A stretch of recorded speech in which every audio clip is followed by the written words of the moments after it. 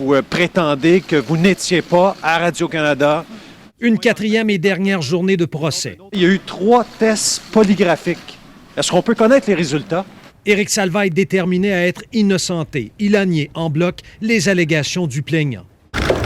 L'ex-animateur déchu de 50 ans est catégorique. Il affirme n'avoir jamais pris les fesses de Donald Duguay. Il nie l'avoir harcelé, il nie avoir exhibé son sexe. Éric Salvaille a répété à maintes reprises qu'il ne travaillait pas dans le même service, même pas au même étage. En ce qui a trait à l'incident des toilettes dans la tour de Radio-Canada en octobre 93, le premier mot qui vient à l'esprit d'Éric Salvaille, c'est farfelu. Premièrement, je n'aurais jamais touché à cette personne. Deuxièmement, je ne travaillais plus à Radio-Canada. Pensez-vous que je serais parti de chez moi pour aller à Radio-Canada au niveau C et que j'aurais attendu Donald Duguay aux toilettes pour ensuite le suivre? J'avais une vie professionnelle, une vie amicale et amoureuse. Je n'avais pas besoin de ça.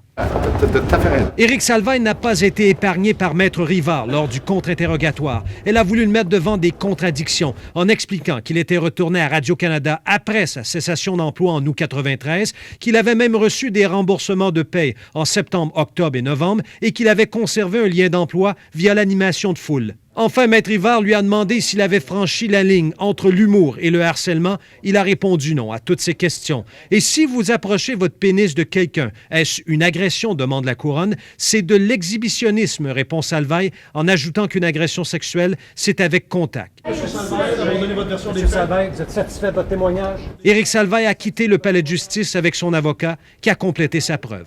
Cette affaire a donc été reportée au mois de mars. On verra à ce moment-là si la Couronne présentera un dernier témoin en contre-preuve. Si ce n'est pas le cas, ce sera les plaidoiries. Yves Poirier, TVA Nouvelles, au Palais de justice de Montréal.